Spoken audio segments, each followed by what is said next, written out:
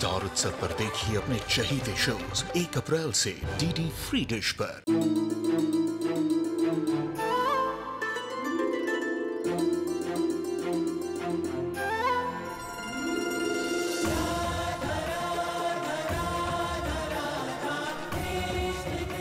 उत्तर प्रदेश की ब्रजभूमि से आरंभ हुई वो प्रेम गाथा जिसने पूरे जग को समझाई प्रेम की परिभाषा। देखिए राधा कृष्ण 1 अप्रैल से सुबह 11 बजे स्टार उत्सव पर।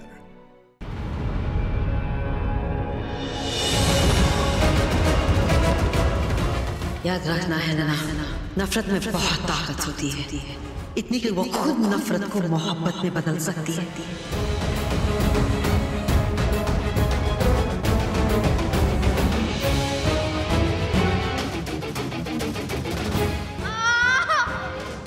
शुरुआत में थोड़ी पीड़ा होगी, बाद में इतनी नहीं होगी। चुपचाप सो।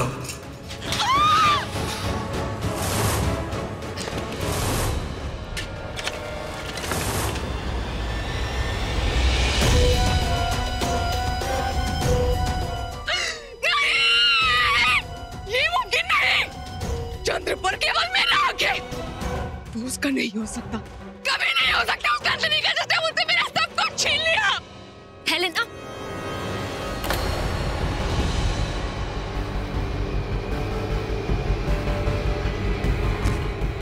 बड़ी ही विचित्र है ये। आज कोई मनुष्य नहीं मिला तो निर्जीव वस्तुओं पे क्रोध निकाल रही है।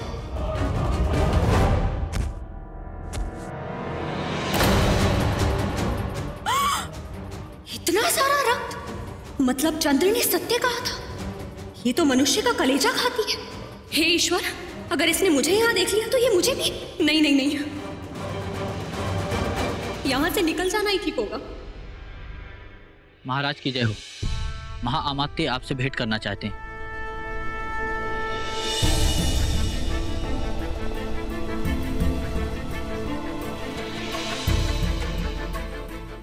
आपने मुझे बुलाया?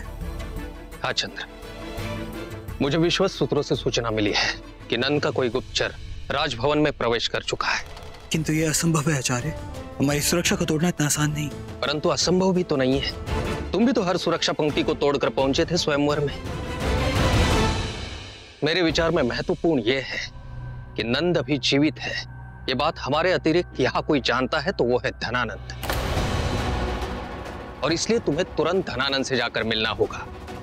परंतु एक बात का स्मरण रहे, वो ये नहीं जानता कि नंद के जीवित होने की बात हम जानते हैं। इसलिए तुम उसे नंद के विषय में नहीं, अभी तो अमात्य के विषय में जानकारी प्राप्त करना। यदि एक बार अमात्य हाथ लग जाए तो नंद का पता लगाने में समय नहीं लगेगा।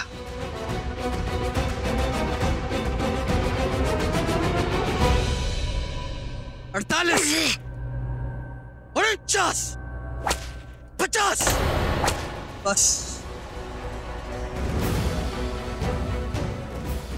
मेरा ऋण पूरा हुआ। बताओ धन कि महान अमात्य राक्षस कहां छुपा है। बताओ, वरना मैं गिनती फिर से प्रारंभ कर दूंगा।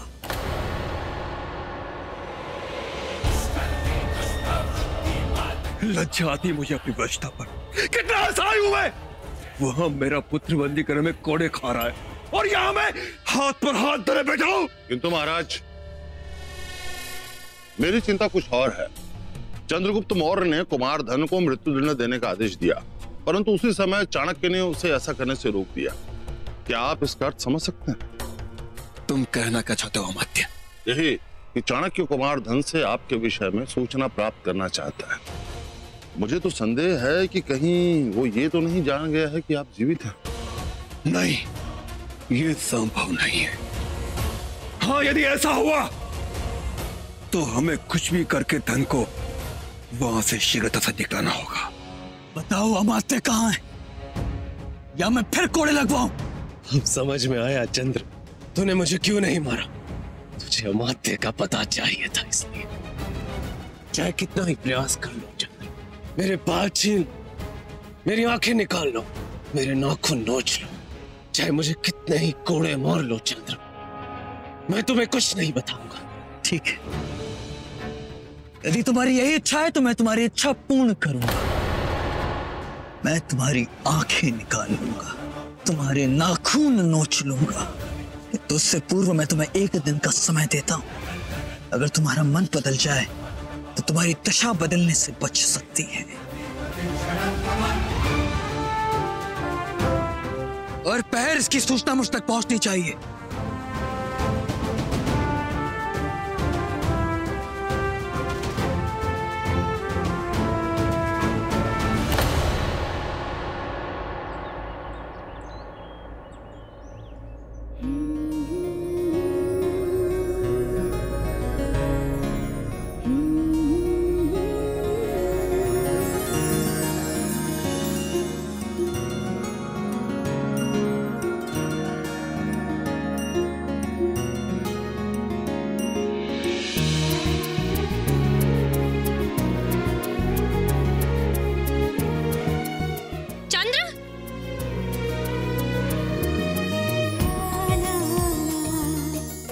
इतनी सुबह सुबह कौन सी पूजा करती हो? पूजा के मध्य में नहीं बोलते।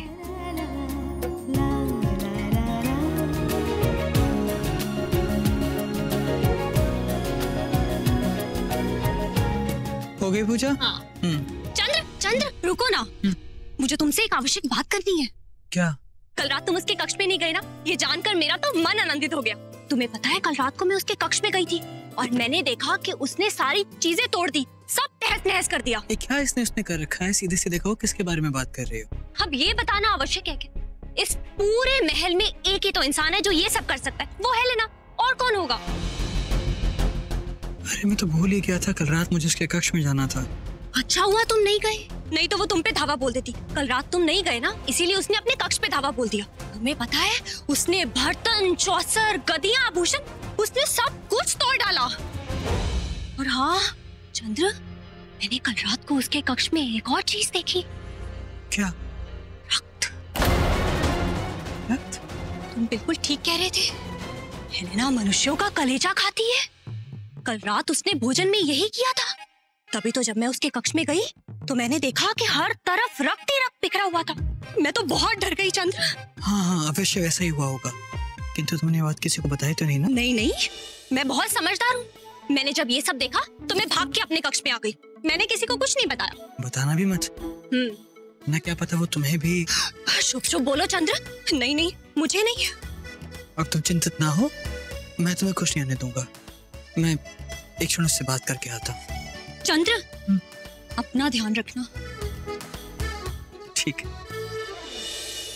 माँ, ये तो वही है ना जिन्हें पिता महाराज अपने गुरु मानते थे?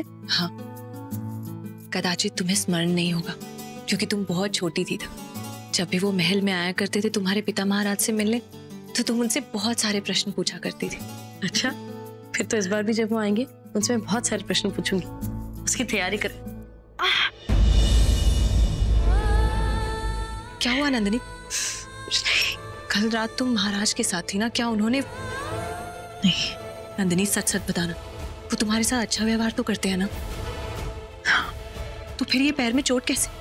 वो कल मैं बागीचे में गई थी तो यूं ही फिसल गया या चंद्र ने धक्का दिया? नहीं माँ, उसने ऐसा नहीं किया। और इसी बात से तो मैं हैरान हूँ कि वो मेरे साथ इतना अच्छा व्यवहार क्यों कर रहा है। जब मैं पुस्तकें पढ़ना चाहती थी तो उसने रोका नहीं। कल जब मैं फिसल गई तो मेरे घाव पे उसने औषधियां लगाई।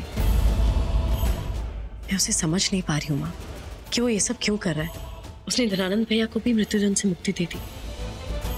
एक ओर से मैं उसे घाव देने की प्रयास कर रही हूँ और वो है कि मेरे घाव पर औषधियां लगा रहा है, परंतु क्यों? जरूर इसके पीछे कोई रहस्य है।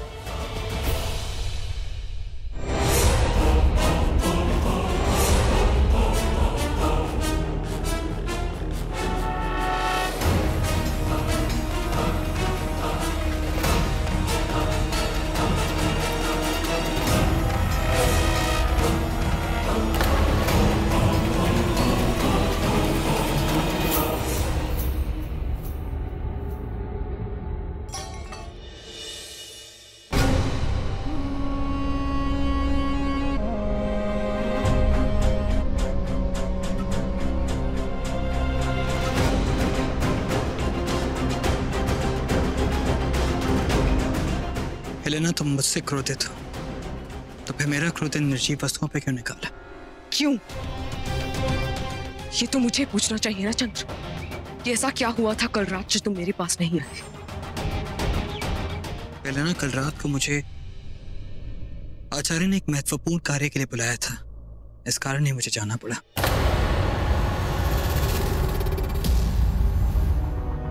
झूठ, मुझसे झूठ बोला चंद्र। तुम नंदिनी के पास थे, मैंने वो आवाजें खुद सुनी थी।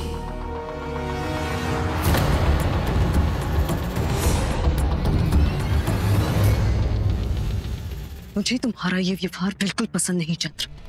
एलेना, मैं जानता हूं कि तुम मुझसे क्रोधित हो, और तुम्हारा क्रोध उचित भी है, क्योंकि कल मैंने तुम्हें कहा था कि मैं तुम्हारे साथ तुम्हारे ही कक्ष में रात भर रहूंगा।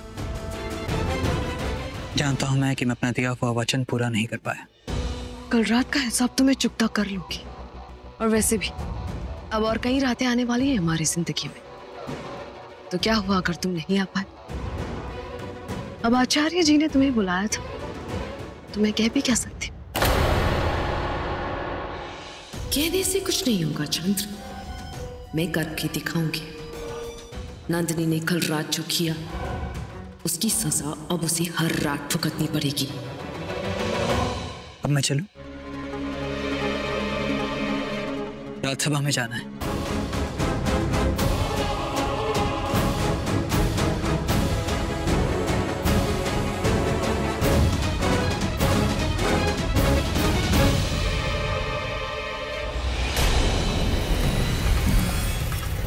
तू होती कौन है?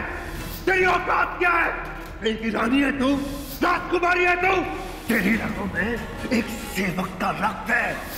कारण तो राजनंदिनी का है, वो मगध की राजकुमारी है।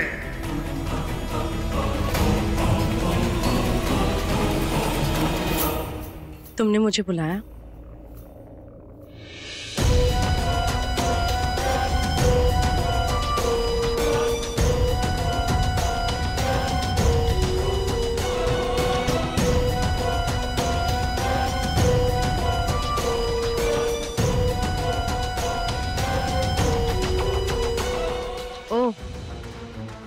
जरा देखो तो कौन आया है? मगध की राजकुमारी? नहीं नहीं नहीं नहीं नहीं, मगध की रानी। मैंने तुम्हें यहाँ किसी खास मकसद से बुलाया है। मैं अभी मगध की पट रानी बन चुकी हूँ, इसलिए मेरा हुक्म है कि अब तुम वही करोगी जैसा मैं कहूँ। क्षमा मांगती हूँ, परंतु मैं मगध की रानी हूँ और किसी भी प्रकार से आप किसी कार्य के लिए मुझे बाध्य नहीं कर सकती हैं। अगर तुम मेरी बात से मुकरी तो महापद्मानंद की मृत्यु का कारण बनोगी।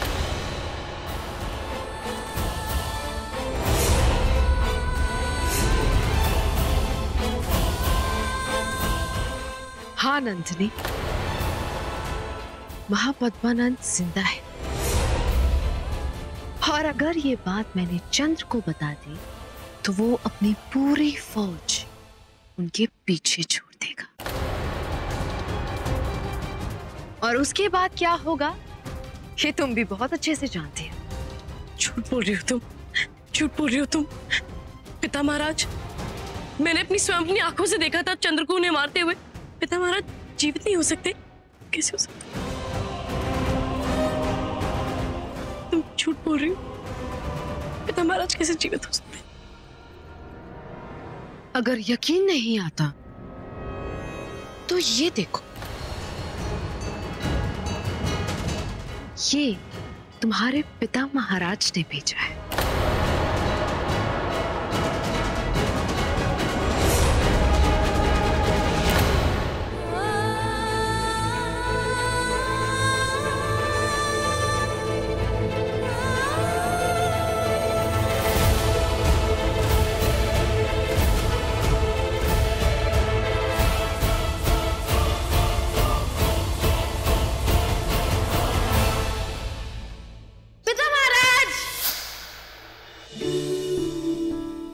ये आप क्या कर रहे हैं? ये मेरी हस्तरेखा है नंदिनी, ईश्वर की अद्भुत रचना। तुम जानती हो नंदिनी, संसार में उपस्थित सभी मनुष्य की हस्तरेखाएं एक दूसरे से भिन्न होती है। इसलिए मैं चाहता हूं कि कि तुम मेरी हस्त रेखाओं की आकृति को अच्छी तरह से अपने मन में बिठा लो। या बेटा, यदि भविष्य में मुझे तुमसे दूर होना पड़े या मुझे तुम्हें कोई गुप्त संदेश भेजना पड़े तो तुम इससे मेरी पहचान कर लेना। पिता महाराज जीवित है, पिता महाराज जीवित है, पिता महाराज जीवित है। हाँ, लेकिन ज्यादा वक्त तक नहीं, क्योंकि जब मैं चंद्र को ये बात बता दूंगी तो फिर नहीं नहीं नहीं नहीं नहीं, ऐसा मत करना, चंद्र को मत बता, ऐसा मत करना, मैं तुम्हारे पाँव पड़ती हूँ, ऐसा मत करना। बेचारी, तुम्हें क्या लगता है मैं तुम्हारी बात मान जाऊंगी? कभी नहीं। मेरी तमन्ना थी कि मैं तुम्हें गिड़गिड़ाते हुए देखूं।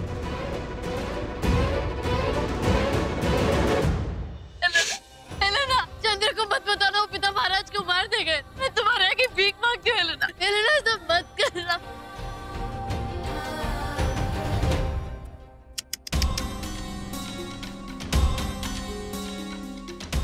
मैं चंद्र को कुछ नहीं बताऊंगी, लेकिन उसके लिए तुम्हें वो करना होगा जो मैं चाहती हूँ। ठीक है। आज से तुम मेरे कक्ष में रहोगी, मेरा हर आदेश मानोगी। मैं वचन देती हूँ, तुम जो कहोगी मैं वही करूंगी।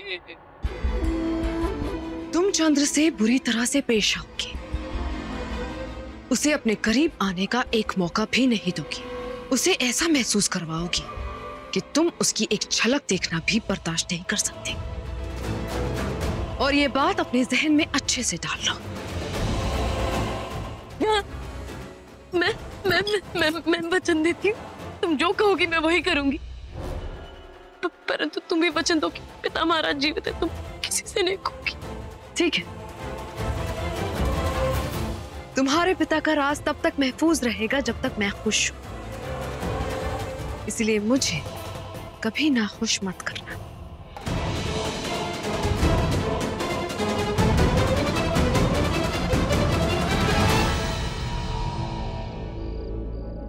पिता महाराज जीवित है, मैं जानती थी। पिता महाराज मुझे छोड़कर कभी नहीं जाएंगे। ये लो तुम्हारी पुस्तकें। तुम गुरु आदिनाथ की पुस्तकें पढ़ना चाहती थी ना, ये रही। मेरे पास ध्यान कर, तुम अपनी प्रश्नावली तैयार कर लो। सारी पुस्तकें हैं ये। तुम चंद्र से बुरी तरह से पेश आओगे, उसे अपने करीब आने का एक मौका भी नहीं दोगे, उसे ऐसा महसूस करवाओगे कि तुम उसकी एक झलक देखना भी बर्दाश्त नहीं कर सकते। मुझे नहीं चाहिए पुस्तकें, इन्हें यहाँ से ले जाओ। किंतु तुम्हें तो पुस्तकें पढ़ना अच्छा लगता है। मैंने कहा ना, मुझे नहीं चाहिए।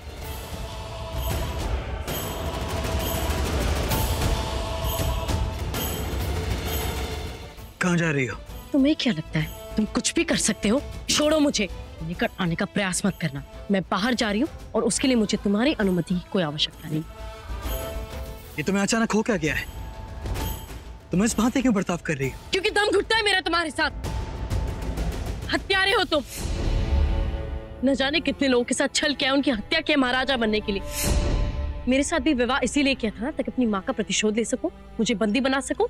तो लो, कर लो, उद्देश्य हो गया ना तुम्हारा पूरा। छोड़ो मुझे अब।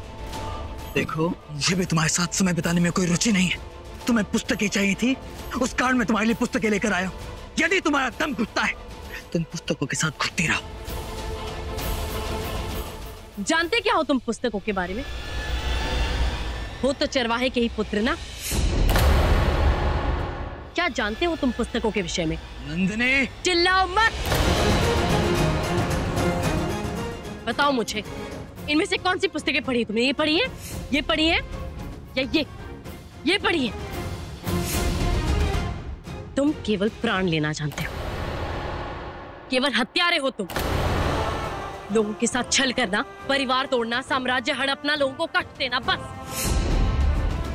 तुम्हें तो देखते तुम्हारे माता पिता का अनुमान लगाया जा सकता है।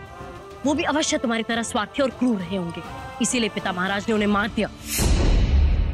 तुम्हारी माँ को बंदी बना के रखा। एक विरोधी की पत्नी को उचित दंड मिला है।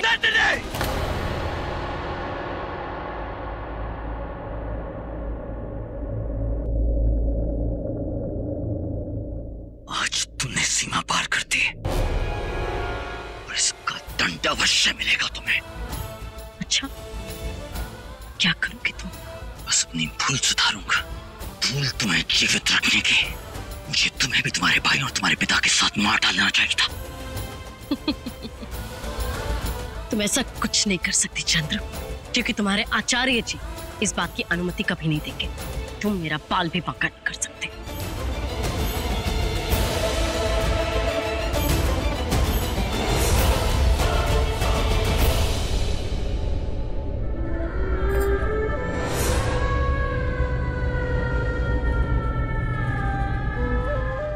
तुमने जैसा कहा मैंने ठीक वैसे ही किया। अब तो तुम हमारा जीवित है किसी से नहीं कहोगी ना?